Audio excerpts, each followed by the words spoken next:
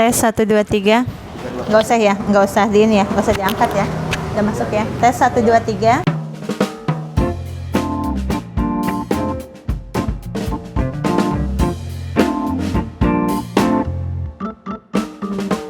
Halo, assalamualaikum guys. Perkenalkan, nama saya Nur Aida Thohir, biasa dipanggil Bunda Aida. Usia saya 42 tahun. Saya berprofesi sebagai guru SD di SD Islam An-Nuriyah. Di mana untuk saat ini saya sebagai owner dari camilan seafood Korea yang beralamat di Jalan Timbul di samping kampus APP di Pedak Jagakarsa. Saya kalau dibilang mulai usaha karena hobi, terjun pastinya nggak tahu kapan. Yang jelas saya dari kelas 1 SD saya udah mulai jualan. Nah itu bisa diceritain dulu kan gimana proses dari kecil udah mulai jualan apa? Karena berawal dari kebutuhan, butuh jajan, butuh nabung, diawali dengan kondisi hidup yang keras. Kelas 1 SD saya udah mulai jualan awalnya untuk cari jajan. Jadi tiap hari saya bawa dagangan tetangga ke kelas, ke sekolah. Yang mana waktu itu saya bawa apapun yang tetangga jual saya bawa. Contohnya misalkan bawa jualan cilok, itu sehari dapat 250 perak, 200 saya setor ke pedagangnya, 50 keuntungan buat saya. Ini kan sekarang profesi ibu sebagai guru. Ya. Nah kenapa bisa kepikiran untuk punya unit usaha, punya dagangan lah? Justru saya basically saya pengennya usaha. Jadi guru itu bahkan tidak ada dalam angan-angan saya. Dulu pun saya suruh kuliah, saya nggak mau. Saya lebih baik dimodalin deh buat usaha. Tapi berjalannya waktu yang mengharuskan saya harus ngajar juga, ya udah saya ngajar. Ternyata ketika ngajar saya menemukan kenyamanan, di situ juga saya cocok. Ternyata juga saya setelah tes multiple intelligence, saya cerdasnya tuh di interpersonal, yang mana komunikasi dengan orang banyak. Makanya ketika saya jadi guru kok saya nyaman, oh ternyata masih nyambung gitu. Ya udah itu aja sih. Jadi usaha mah memang dari sebelum jadi guru, dari gadis saya udah buka konveksi sebelum jadi guru. Masukin seragam-seragam ke pesantren. Ada lagi dulu jualan baju juga, habis pulang ngajar tuh langsung belanja ke Tanah Abang. Pernah juga usaha ayam bakar di samping kampus ISTN. Tapi itu jatuh bangun gitu, belum menetap. Nah untuk saat ini profesi yang sedang saya usaha yang sedang saya geluti diantaranya ini camilan seafood Korea, sama ada satu lagi properti perumahan di Sawangan. Oh gitu. Ya.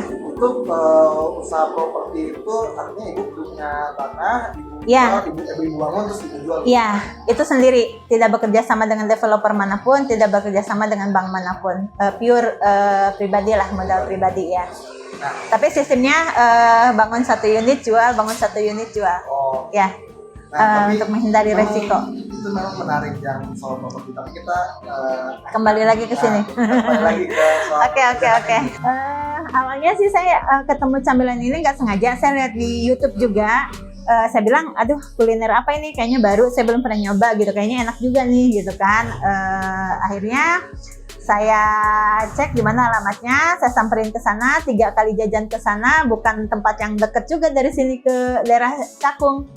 3 kali saya jajan ke sana, ternyata ada franchise-nya. Saya tanya-tanya, kemudian saya ada modal, dapat arisan waktu itu. Ya udah, niat Bismillah, ya udah buka usaha. Ternyata dari hari pertama pun usaha ini luar biasa. Karena kan saya sebelumnya udah usaha ini itu gitu kan, dan itu tuh istilahnya merangkak gitu.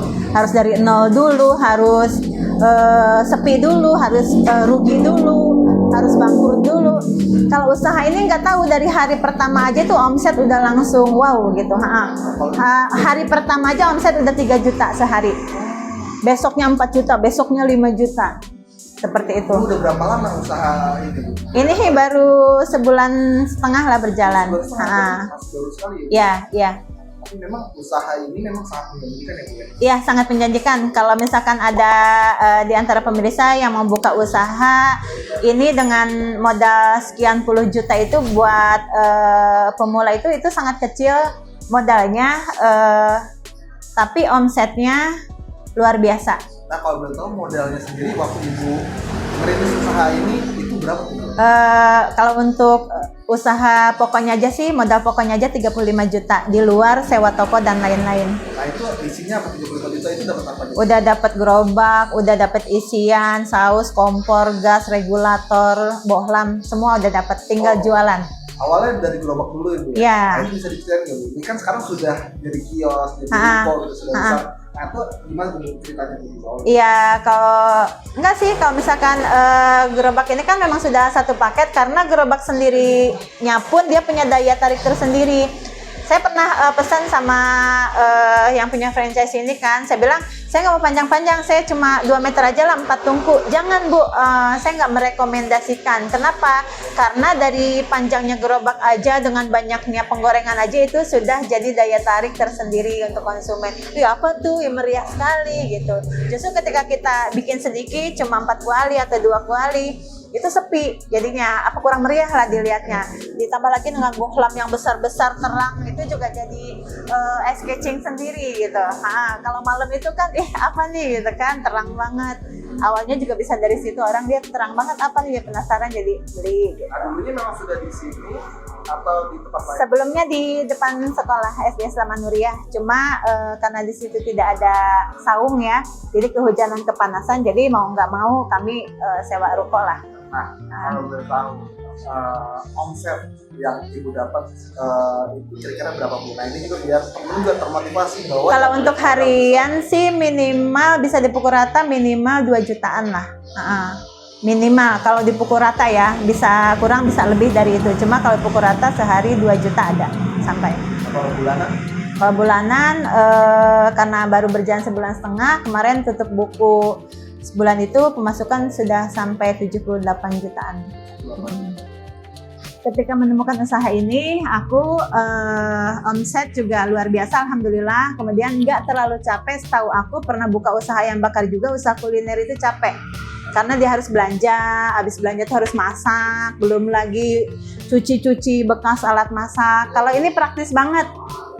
Nggak perlu belanja, kita tinggal telepon dan diantar, saus telepon diantar, isian telepon diantar gitu kan. Udah manja banget deh usaha ini. Nah, kalau untuk karyawan sendiri ini sudah ada berapa orang? Untuk yang di sini 3 orang, aku buka cabang di Cisalak itu 1, jadi 4. Oh jadi Ibu sudah punya berapa cabang Bu dalam? Baru 1 di Cisalak. Berarti ada 2. Ada 2 outlet. Oh ya.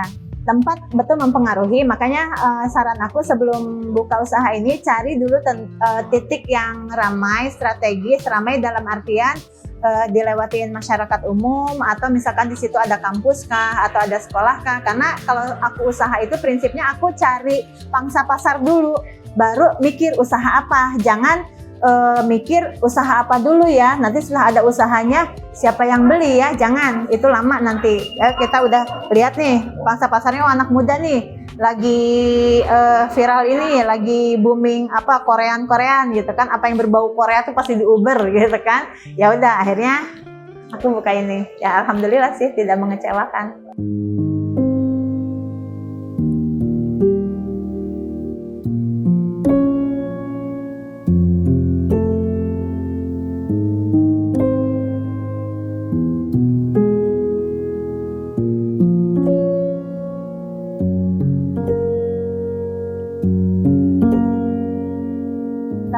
Usaha itu suka duka pasti ada ya. Masa aku sebelum usaha ini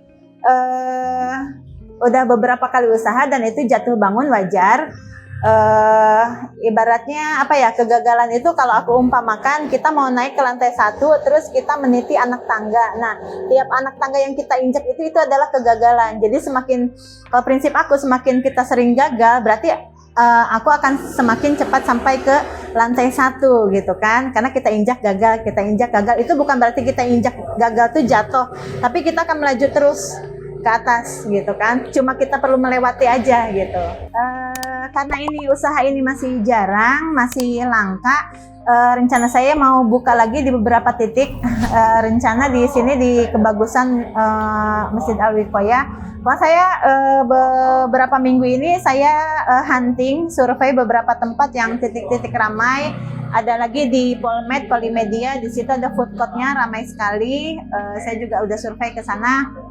Intinya saya cari modal lagi, buka titik lagi, cari modal lagi, buka titik lagi, capek sekalian di awal, nanti di akhir tinggal nikmatin aja. Rencana sih seperti itu.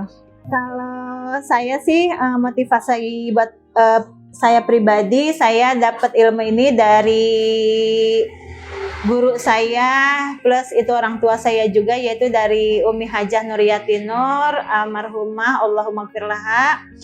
Semoga ini jadi amal jariah beliau. Saya waktu itu diamanati, Aida, kalau kamu punya usaha, ingat pesan Umi, sedekahnya yang harian ada, yang mingguan ada, bulanan ada, tahunan ada, supaya Allah menggantinya pun yang harian ada, mingguan ada, bulanan ada, tahunan ada.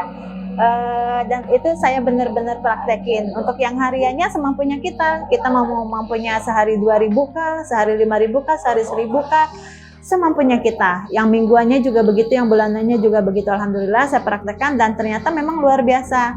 Dan ini termasuk mungkin yang Allah balas untuk hariannya. Yang misalkan sehari saya pukul rata 2 juta tuh mungkin itu dari sedekah yang saya keluarkan tiap hariannya. Untuk yang mingguannya, karena saya ada usaha juga di rumah, salon facial. Untuk yang mingguannya ya tiap minggu ada aja yang facial, janjian kita mau facial hari apa. Terus ada yang juga yang pesan krim wajahnya, saya jual krim wajahnya juga. Untuk yang bulanan ya dari ngajar pastinya, dari gaji foto, dari anak yang minta les lah apa gitu. Nah kalau yang tahunan ya mungkin dari perumahan itu mungkin nanti. Yang jelas apa kata guru saya, apa kata umi saya itu benar-benar terbukti. Jadi ketika usaha itu memang harus dibarengin berinvestasi dengan manusia. Sebelumnya kita awali berinvestasi dulu dengan Allah. Yang mana kalau berinvestasi dengan Allah itu tidak mengenal kata rugi, udah pasti untung. Kalau berinvestasi dengan manusia, spekulasi bisa untung bisa rugi, tapi dengan Allah nggak akan pernah rugi. Itu aja sih. Terus kalau misalkan usaha gagal, boleh kita sedih, boleh kita jatuh, tapi jangan lama-lama, cepet bangkit. Gitu aja. Iya pastinya, pastinya. Dan ketika usaha pun jangan kosong, dalam artian sholat kita tambah rajin, zikir kita tambah rajin. Oke, terima kasih banyak. Ya, sama-sama. Amin.